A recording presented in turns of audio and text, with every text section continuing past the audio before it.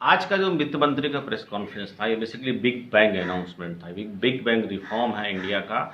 और ये बेसिकली इस तरह का रिफॉर्म आने में काफ़ी टाइम लगते हैं, जिसे मोदी सरकार ने एक झटके में इस कोरोना टाइम में दिया। निश्चित इस पे बड़ा विमर्श हुआ होगा। और चूंकि ये रिफॉर्म आज सैटरडे को मार्केट आवर के बाद हुआ है, सैटरडे बंद रहता है, मार्केट आवर क्लोज है, इसका आपको असर दिखेगा मंडे को जब शेयर मार्केट खुलेगा, क्योंकि बहुत बड़ा रिफॉर्म है। ये रिफॉर्म ऐसा है कि आप कोल सेक्टर में गवर्नमेंट ने अपना मोनोपोली खत्म किया। ये छोटी घटना नहीं है, इस पे विमर्श होगा और इसके परिणाम आपको आगे देखने को मिलेंगे। 500 कोल ब्लॉक का उन्होंने बोला आवंटन करेंगे, रेवेन्यू शेयरिंग पे काम होगा। तो एक कोल ब्लॉक में एक बड़ा निर्णय लिया है। कोल ब्लॉक के अलावा जो मेजर सेक्टर इन्होंने रिफॉर्म के लिए लिए है, आज माइनिंग का लिया है, डिफेंस का लिया है, सिविल एविएशन का लिया है, स्पेस टेक्नोलॉजी का लिया है, एटॉमिक एनर्जी का लिया है, पावर सेक्टर का लिया है। ये सारे सेगमेंट पे इन्होंने काम किए। डिफेंस सेक्टर को उन्होंने बोला है कि हम कॉर्पोरेटाइजेशन करेंगे, इसका निगमीकरण करेंगे, शेयर मार्केट में कंपनी आएगी और इंपोर्ट की भी नेगेटिव लिस्ट लाएंगे, ताकि मेक इन इंडिया जो फलीभूत हो, इससे डोमेस्टिक प्रोडक्शन चालू होगा। ये अपने आप में डिफेंस में भी गवर्नमेंट का बड़ा निर्णय है। और आत्मनिर्भर बनने का जो मोदी सरकार का फार्मूला है, डिफेंस के इन सेक्टरों में आत्मनिर्भरता आएगी। उन्होंने जो एविएशन सेक्टर में जो रिफॉर्म किए हैं, उन्होंने 100% एरोस्पेस जो है कंसल्टेशन के बाद खोलने की बात कही है। अभी हम 60% एरोस्पेस जो है यूज़ करते हैं, जिसके कारण कई सारे फ्लाइट रूट लंबे हैं।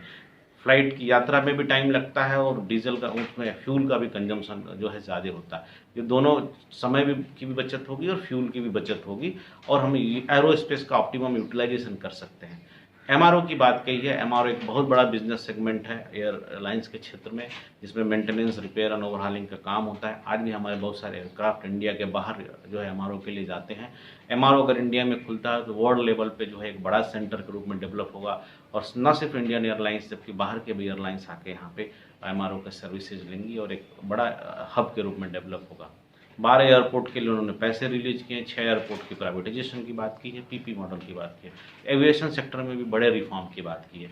एविएशन सेक्टर के बाद उन्होंने सोशल इंफ्रास्ट्रक्चर में वाइबिलिटी गैप फंडिंग की बात की है 30% की, और कई जगहों पर 20% स्टेट गवर्नमेंट और सेंट्रल गवर्नमेंट का। इस वाइबिलिटी गैप फंडिंग के मार्फत से बड़े पैमाने पर सोशल इंफ्रास्ट्रक्चर का निर्माण होगा, जैसे हॉस्पिटल्स वगैरह का निर्माण आज के डेट में महसूस किया जा रहा है। इस सोशल इंफ्रास्ट्रक्चर के निर्माण की बात की है। ये जो बड़े सेक्टर हैं, ये काफ़ी बड़े रिफॉर्म हैं। इसरो में भी बोला गया है कि इसरो की सेवाएं जो हैं प्राइवेट सेक्टर ले सकते हैं, और इसरो के बहुत सारे ऐसे फील्ड हैं जहाँ पे प्राइवेट सेक्टर को निमंत्रण दिया जा सकता है। प्राइवेट सेक्टर जो है प्लैनेट एक्सप्लोरेशन के क्षेत्र में या अन्य जो शोध के क्षेत्र हैं उसमें भी वो आ सकते हैं। कुल मिला के ये बोला जाए कि स्पेस का जो क्षेत्र है वो प्राइवेट सेक्टर के लिए खोला गया है।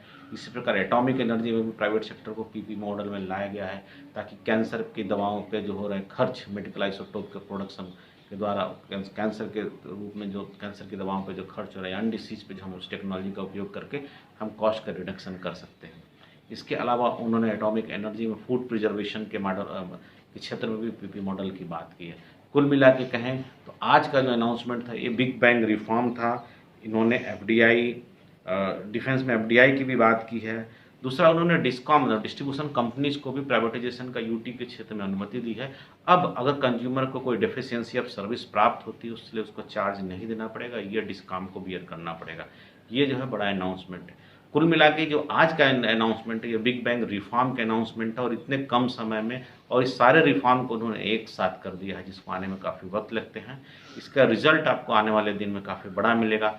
ये कोई राहत पैकेज नहीं है जो ऐसा हम लोग वेट कर रहे थे कि इमीडिएट राहत पैकेज है।